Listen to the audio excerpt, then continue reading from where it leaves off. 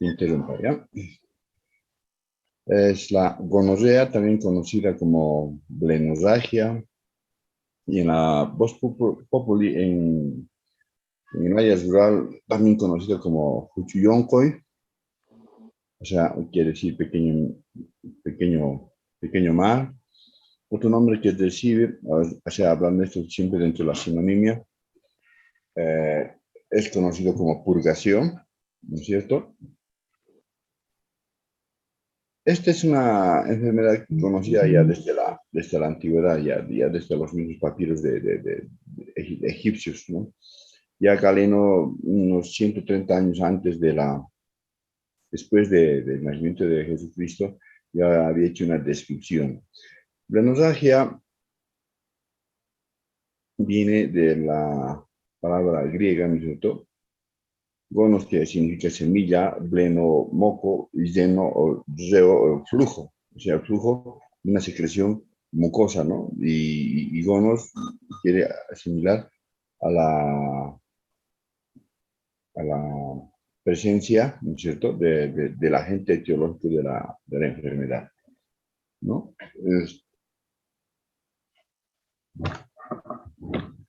Eh, y fue precisamente en 1879 que Albert Neisey, quien identificó al agente etiológico de la gonorrea, y es precisamente por eso que lleva el nombre de Diplococcus de Neisser, ¿no? El agente etiológico, entre otros nombres.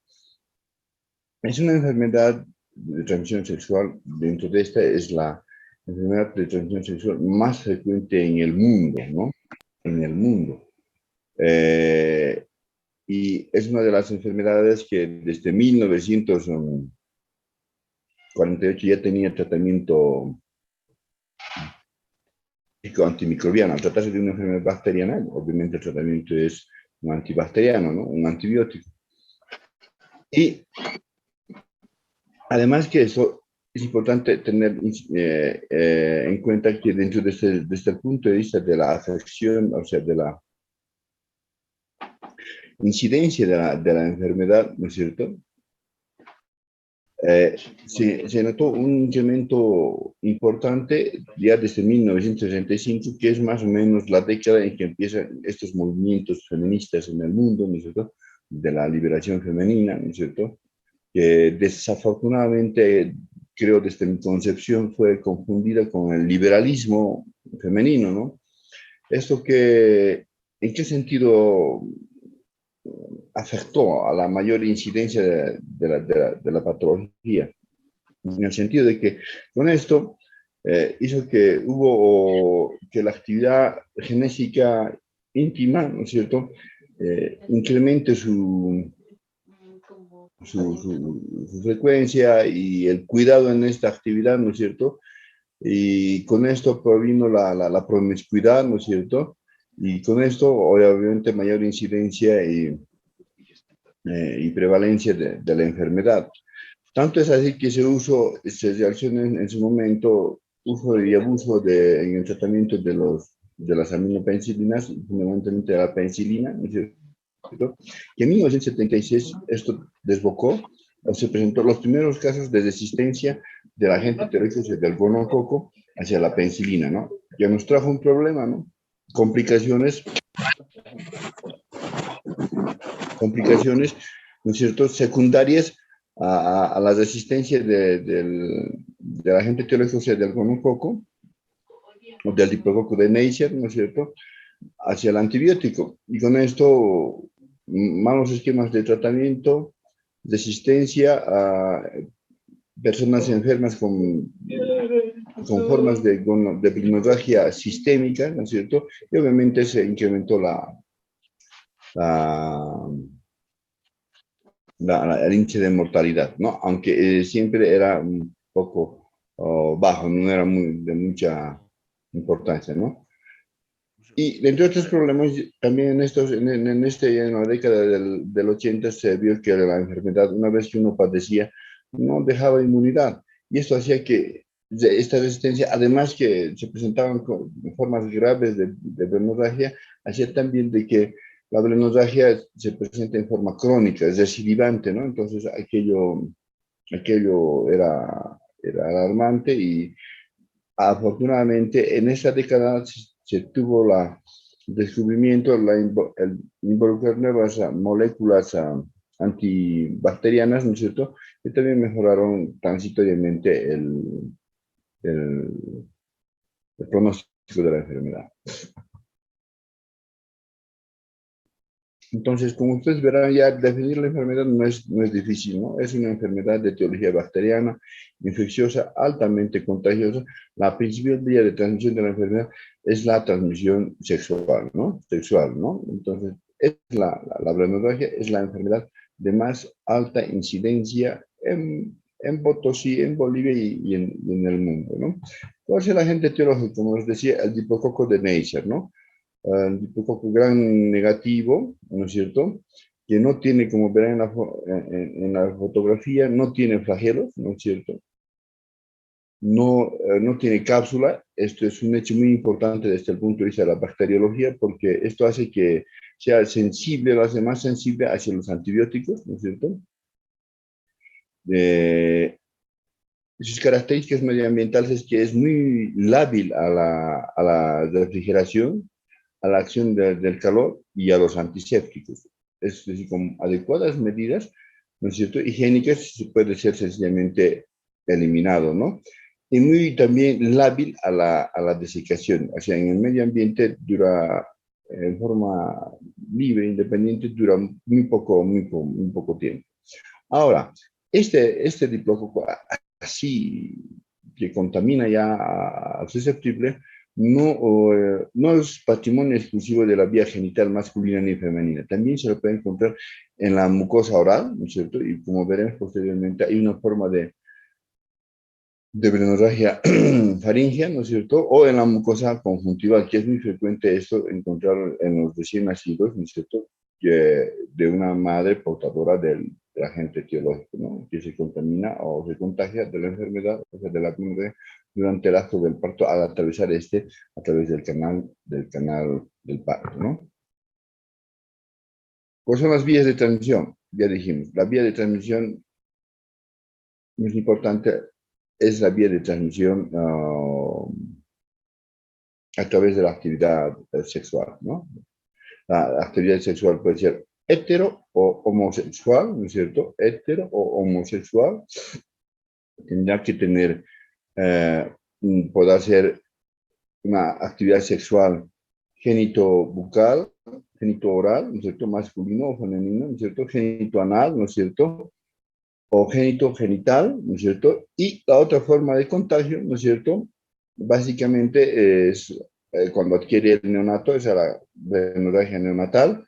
Este adquiere no por transmisión del agente etiológico, o sea, del diplococco de Neisser, no a través de la circulación materno-fetal, sino cuando éste atraviesa, ¿no es cierto?, en el momento del parto, ¿no es cierto?, a través del canal del parto, ¿no es cierto?, vaginal, obviamente, no el parto vaginal, ¿no es cierto?, al atravesar ese canal del parto es cuando el neonato, ¿cierto?, el recién nacido, adquiere la enfermedad, es decir, por contacto, ¿no? Entonces, no es por contagio materno-fetal a través de la circulación placentaria, ¿no? Estas son las vías de transmisión de la blenorragia. Entonces, como verán, el anterior cuadro nos muestra básicamente ya casi las formas clínicas en que se puede presentar la enfermedad, ¿no es cierto? Una forma neonatal, una benorragia o gonorrea o purgación, ¿no es cierto?, de la vía respiratoria alta o faringea, ¿no es cierto?, masculino, femenino, ¿no es cierto?, y la anal, ¿no es cierto? Además de esto tenemos otras formas, como veremos más adelante, ¿no? Sintomatología. Generalmente el periodo de incubación, es decir, media entre 7 a 10 días, ¿no? Generalmente, ¿no? Ahora, la sintomatología es generalmente el sexo masculino es el que tiene una expresión sintomatológica más exquisita que el sexo femenino, ¿no? Fundamentalmente, ¿no? Entonces, aquí tenemos las formas de transmisión, genital masculina, genital femenina, y localización extragenital en sus formas clínicas, ¿no es cierto? Y la infección sistémica, ¿no? Cuadro clínico.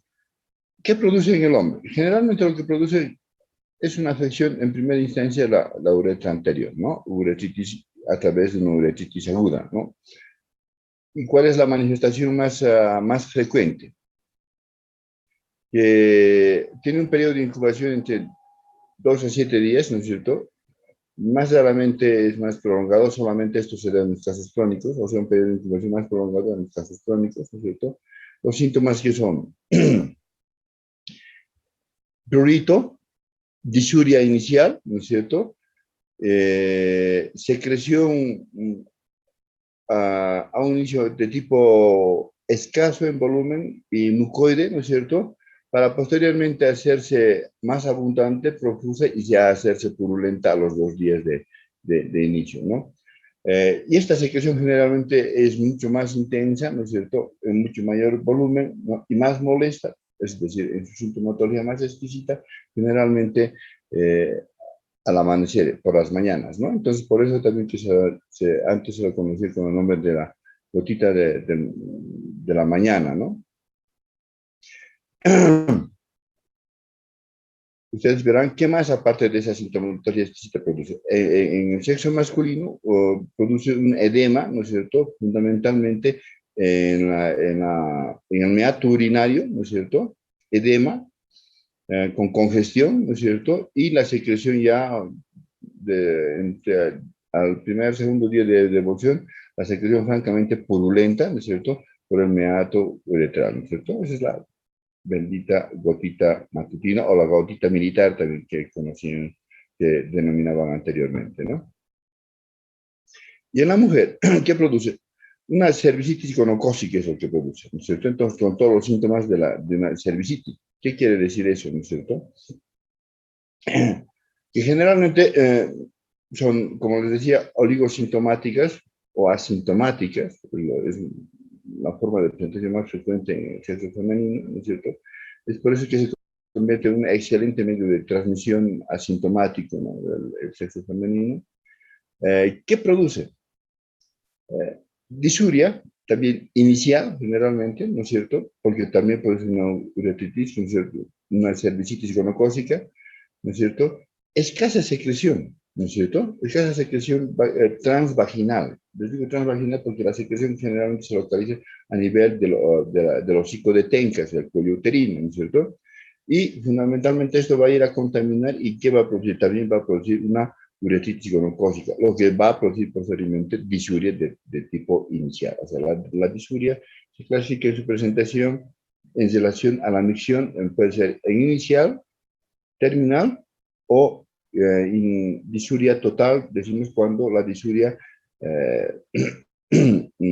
comprende desde el inicio hasta el final de la misión. En este caso, como en el sexo masculino, es una disuria de tipo inicial, ¿no es cierto? ¿Cuánto más o menos demoran en presentarse los síntomas en el sexo femenino? Generalmente entre 7 a 10 días, ¿no es cierto? Ahora, la característica es que en el sexo femenino, generalmente, estas manifestaciones clínicas se presentan, ¿no es cierto?, no acompañadas de otros agentes etiológicos en el sexo femenino, como por ejemplo pueden ser acompañadas por infecciones por clamidia, ¿no es cierto?, o, acompañadas por otras micosis, ¿no es cierto? Es decir, no es de presentación monofásica exclusiva del gonococo. Generalmente vienen acompañados con otros procesos infecciosos del tracto genital femenino. Y tenemos, ¿no es cierto? Este es el aspecto que tiene, ¿no es cierto?, dentro del hocico de Tenca, como ustedes verán, es decir, tiene manifestaciones por la secreción y también tiene manifestaciones locales de procesos inflamatorios, ¿cierto? Verán ustedes apreciar en la fotografía Es un hocico de tenca con un orificio cervical externo por donde emerge, ¿no es cierto?, la secreción purulenta y el tejido del hocico de tenca del cuello uterino, ¿no es cierto?, se encuentra edematoso, congestivo, ¿no es cierto?, y con abundante secreción, aún igual de tipo mucoso, filante, y finalmente se hace una secreción abundante, ¿no es cierto?, abundante de aspecto purulento, además de fétido. Además, en el sexo femenino, ¿no es cierto?, se acompaña, ¿no es cierto?, de dispareunia, ¿no es cierto?, dolor en hipogastrio o dolor lumbar, ¿no es cierto? Dolor en hipogastrio que generalmente indica, ¿no es cierto?, una diseminación del proceso infeccioso hacia la pelvis femenina. Es decir, probablemente también en esto me presentan dolor abdominal espasmódico, ¿no es cierto?, que se incrementa la movilización o durante la actividad genésica, ¿no es cierto?, como consecuencia de lo que sería en este caso ya una EPI, ¿no?, una enfermedad pélvica inflamatoria, ¿no?, y probablemente alteraciones del ciclo sexual difásico, ¿no?, por procesos inflamatorios ya de los anexos genitales.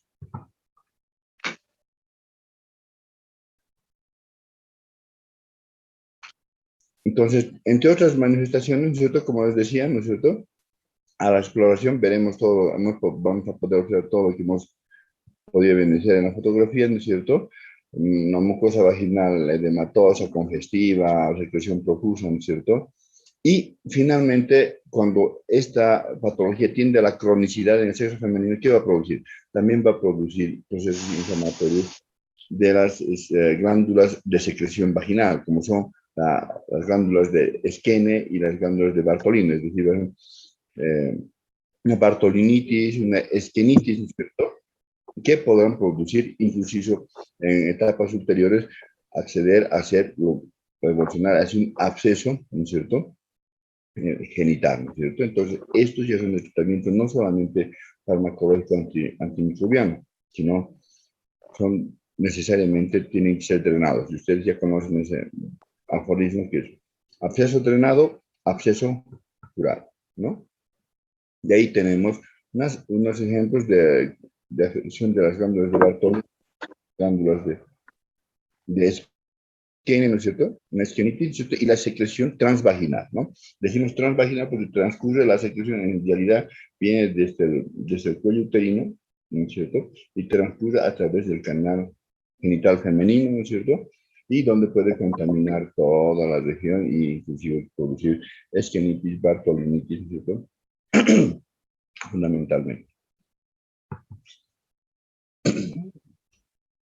Y entre las otras formas clínicas, como les decía, de, disculpe,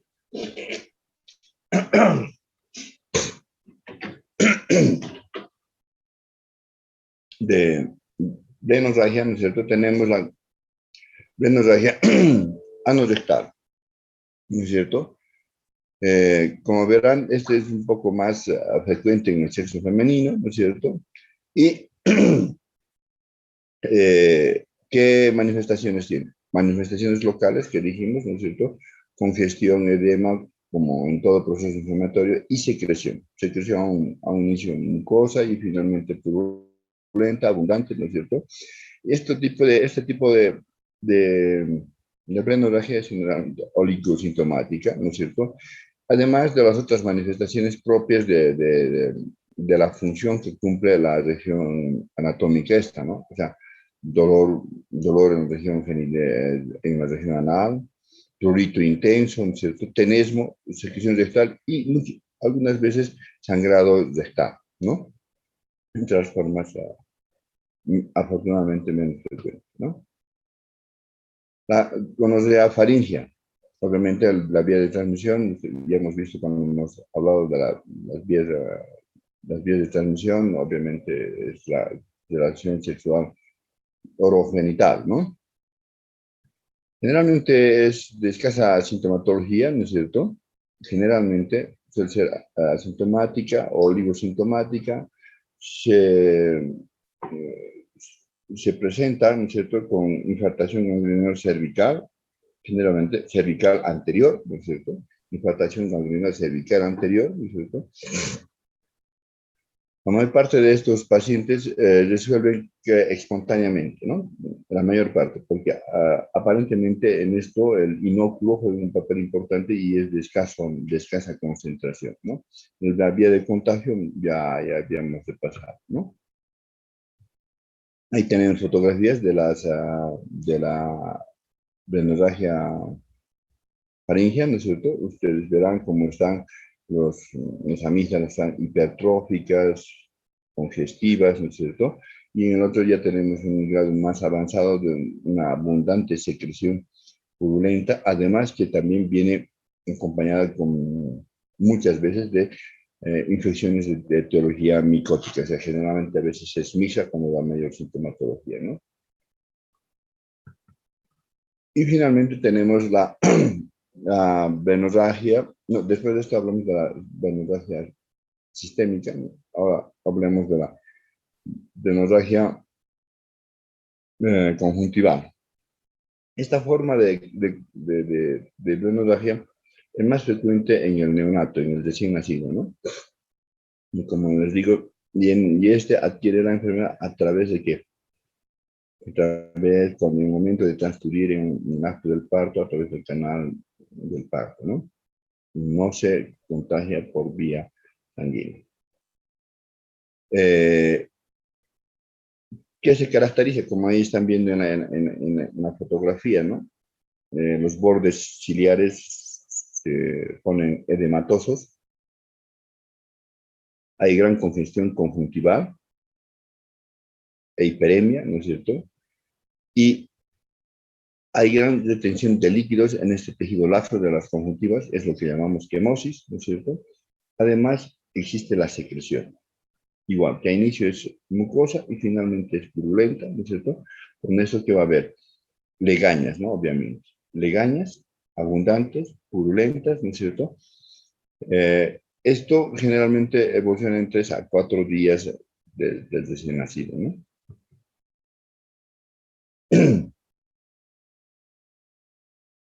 Entonces,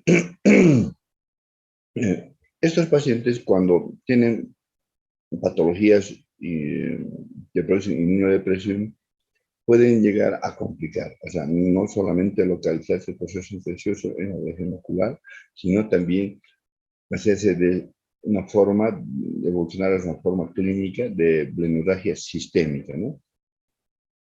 Y además, ¿no es cierto?, ir ir a producir, ¿no es cierto?, hemorragias, ¿no es cierto?, por otras vías de ingreso al producto, a través del cordón umbilical, ¿no es cierto?, a través de la vía conjuntival, ¿no es cierto?, y producir lo que es la septicemia por gonococo del recién nacido, ¿no?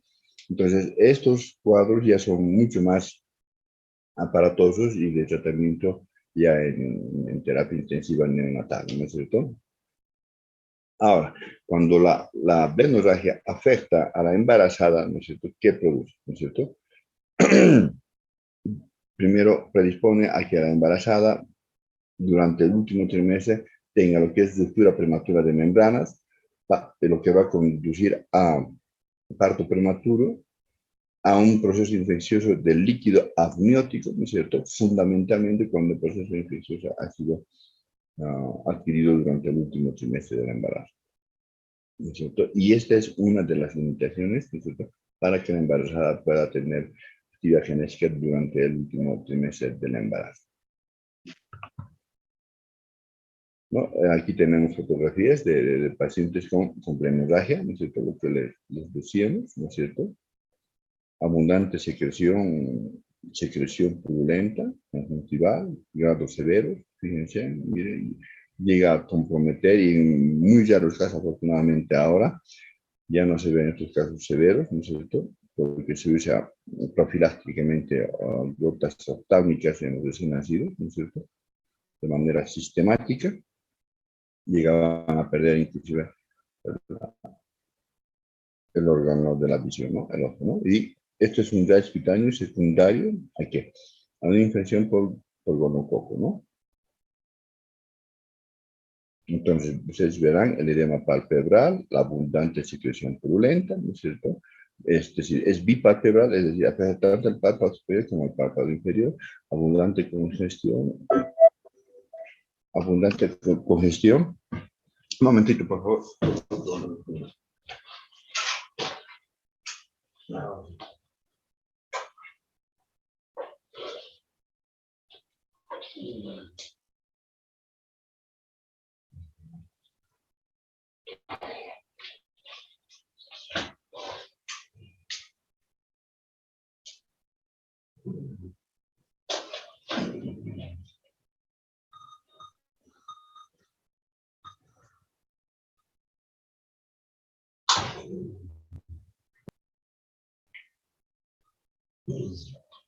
Ya.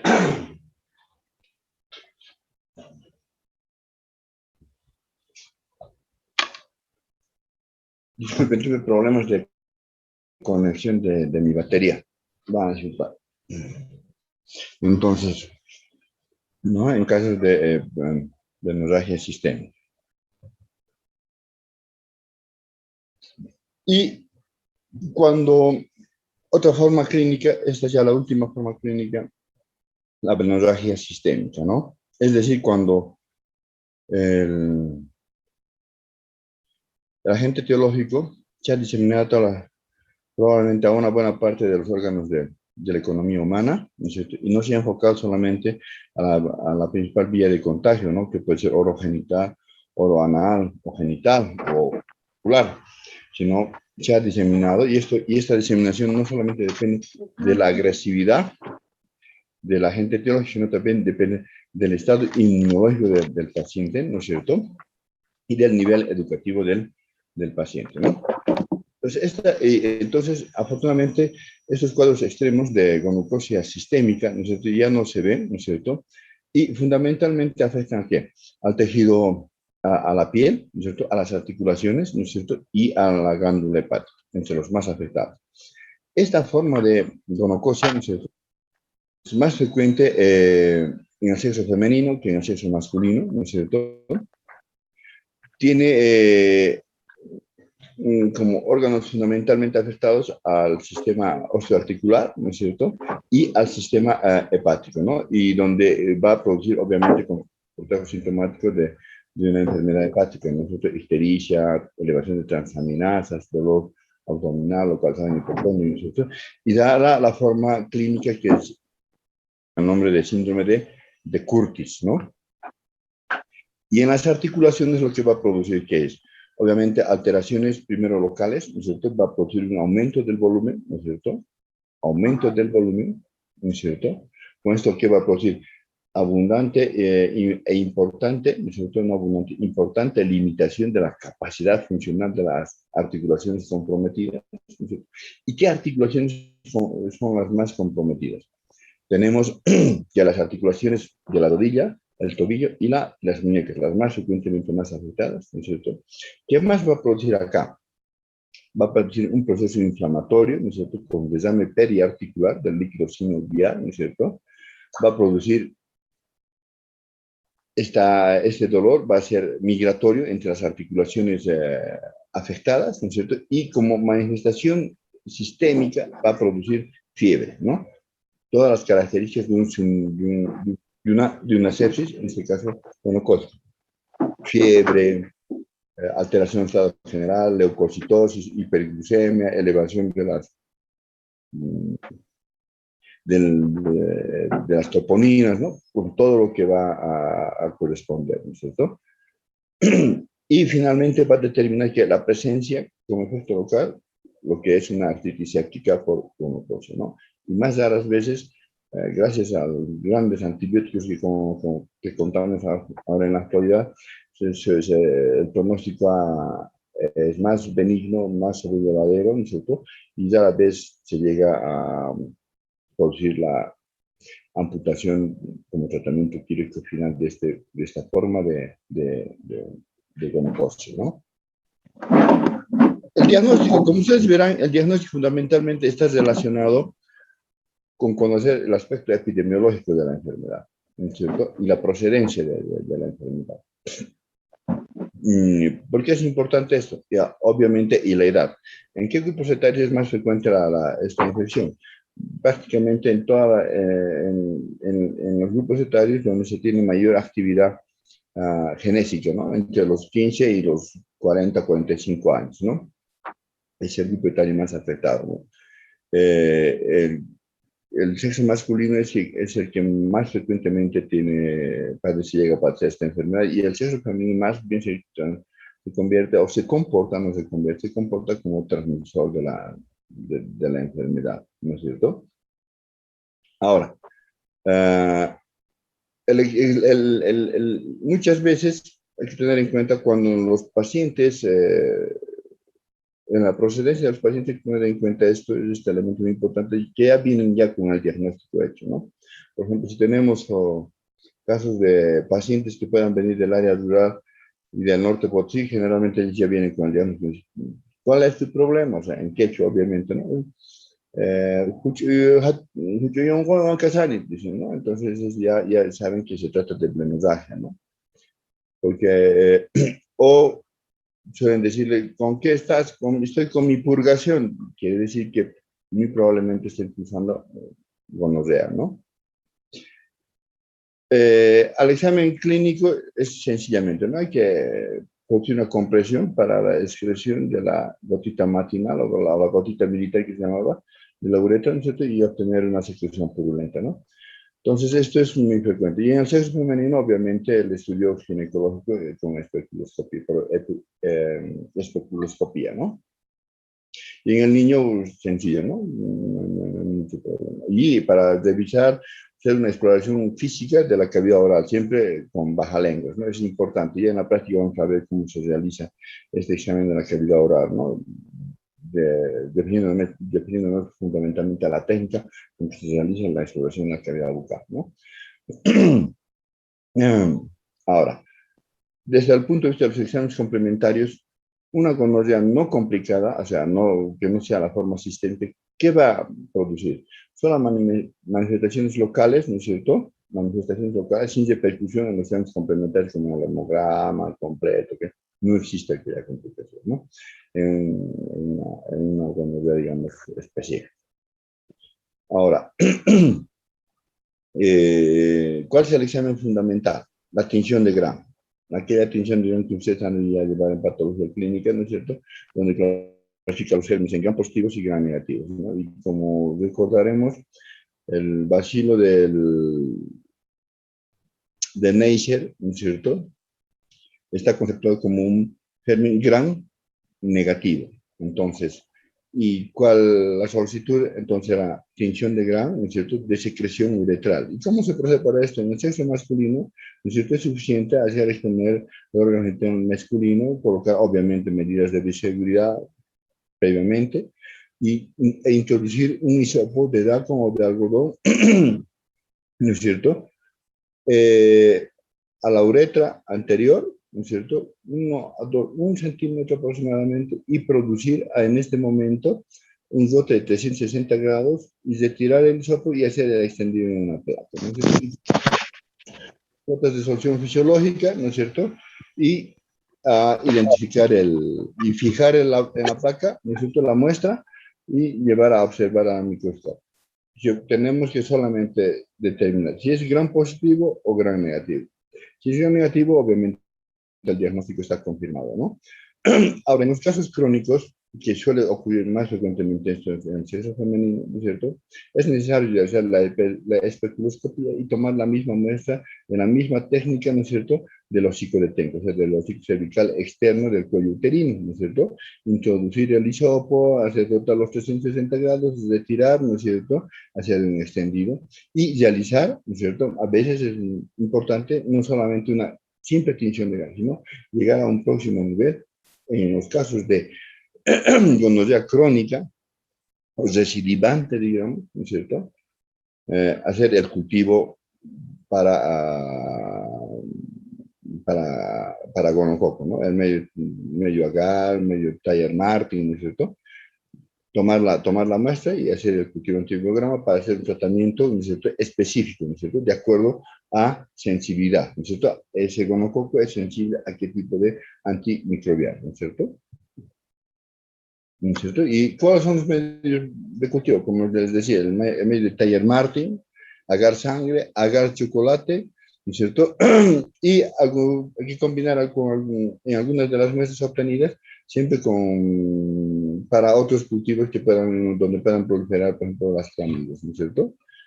Recordarles, ¿no es cierto? Son diplococcus gram negativos intracelulares, ¿no? Ese es el método de diagnóstico auxiliar con mayor rentabilidad y mayor especificidad para,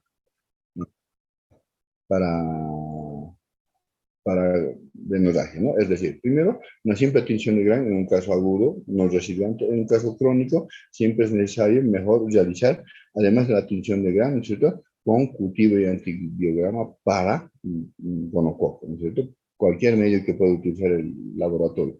Medio agar sangre, chocolate o Taller Martin. Además, utilizar siempre es Taller Martin, ¿no? ¿Para qué? Para realizar el tratamiento, ¿no? El tratamiento, ¿no? Y el tratamiento es obviamente el primer elemento, ¿cuál es? Abstención de la actividad genética durante el tratamiento, ¿no? Abstención de la actividad genética durante el tratamiento. Es lo más importante, ¿no? Abstención, tanto en el sexo masculino como en el sexo femenino.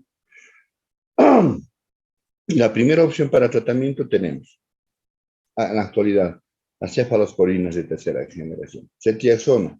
Ustedes saben, la cetiazona es una cefalosporina de tercera generación que viene en la presentación de ampollas de 1 gramo. De esa es indicada una dosis de 250 miligramos en dosis única, ¿no es cierto?, intramuscular. Otra opción muy buena son los macrólidos. Macrólidos.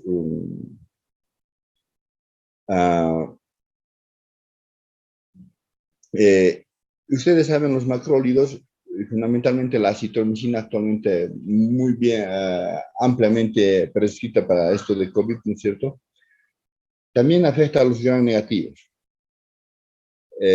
¿Cuánto es la dosis de los macrólidos? 2 gramos, ¿no es cierto?, 2 gramos administrados en una sola dosis, es decir, 4 comprimidos de 500. Ahora también vienen comprimidos de 1 gramo, ¿no?, para tratamientos específicamente en ginecología, ¿no?, para tratar lo que es enfermedad pélvica inflamatoria, ¿no?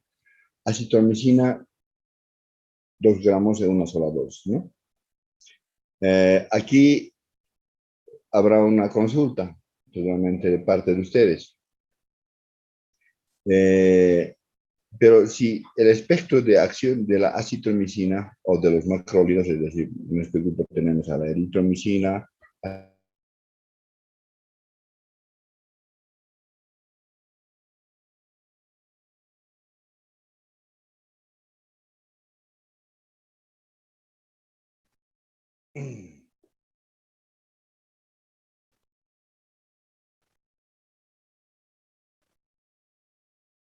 van a disculpar, jóvenes, tengo problemas con fuente de energía.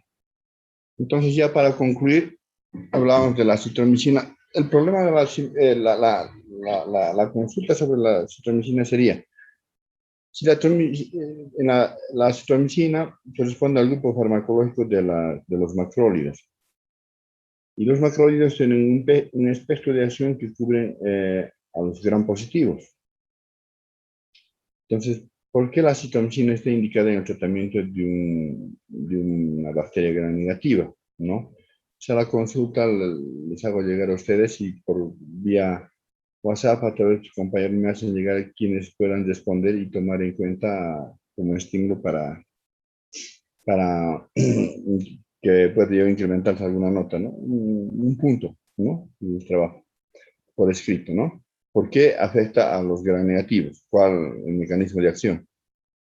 Y luego tenemos otra cefalosporina de tercera generación, que es el cefixime, ¿no es cierto?, que viene en comprimidos, ¿no es cierto?, con diversos nombres comerciales de 400 miligramos en dosis única, ¿no? Y finalmente tenemos las quinolonas, ¿no? Las quinolonas como el ciprofloxacino, el ofloxacino fundamentalmente, el ciprofloxacino en 500 miligramos en dosis única y el ofloxacino en 400 miligramos en una dosis con tratamiento estandarizado, ¿no? Como verán, las opciones terapéuticas en la actualidad son amplias, ¿no? Obviamente hay que saber utilizar esto, ¿no? De acuerdo al paciente que estemos tratando. Por ejemplo, ustedes saben que las quinolonas están contraindicadas en pacientes que sean menores de edad, ¿no es cierto? Porque ellos producen, ¿qué? O sea, la osificación del cartílago de crecimiento. Entonces hay que tener cuidado, ¿no?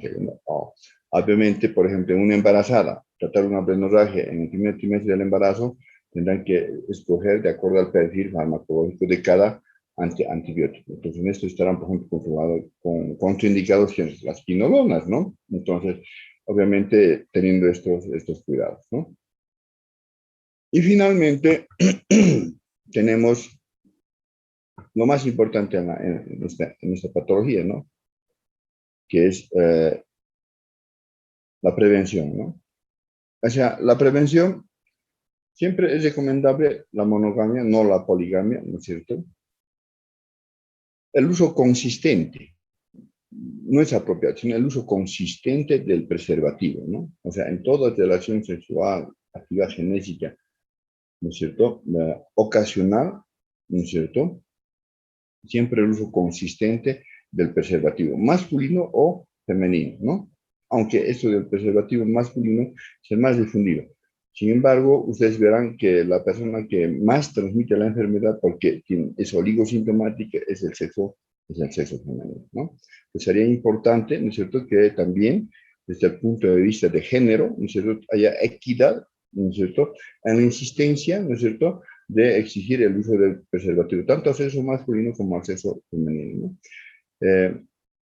Y fundamentalmente tratamiento de contacto, ¿no es cierto? Tratamiento de contactos, ¿no es cierto? Y practicar lo que es el sexo seguro, ¿no?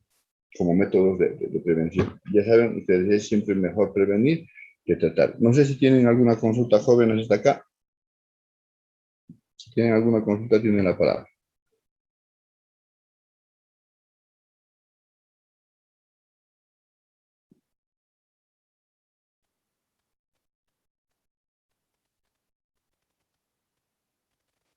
Sí, sí, sí. Solo para el trabajo, a mi número de WhatsApp, por favor.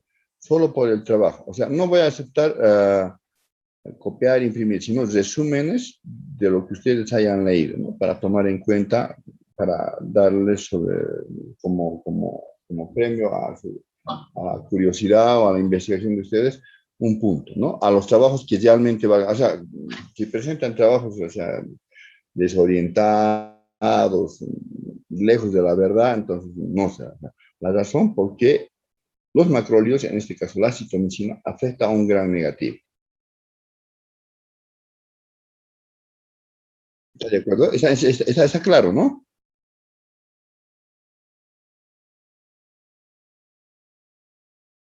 Hola. Si tienen Doctor, alguna buenos días. consulta, Doctor, sobre el tratamiento, no sé si me puedas repetir sobre la ciprofloxacina de 500 miligramos, nos dijo a dosis única, doctor. 2-1, sí, 2-1. Hay que tener cuidado con las quinolonas, ¿no? En realidad, en todo fármaco que ustedes prescriban, indiquen, sugieran, tienen que tener siempre cuidado con el perfil farmacológico del paciente, ¿no? En este caso es de mucho cuidado el uso de las quinolonas. No es que sea mala, ¿no? Es muy excelente grupo farmacológico, ¿no es cierto? Pero hay que tener limitaciones, ¿no? Tienen ciertas limitaciones en su prescripción, como por ejemplo en los menores de edad o en las embarazadas en el primer trimestre, ¿no? O sea, tener cuidado aquello, ¿no? Siempre aquello, ¿no?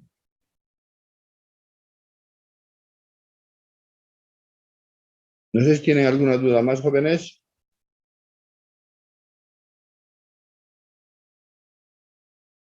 Listo. Muchas gracias. Van a disculpar los contratiempos que he presentado hoy día.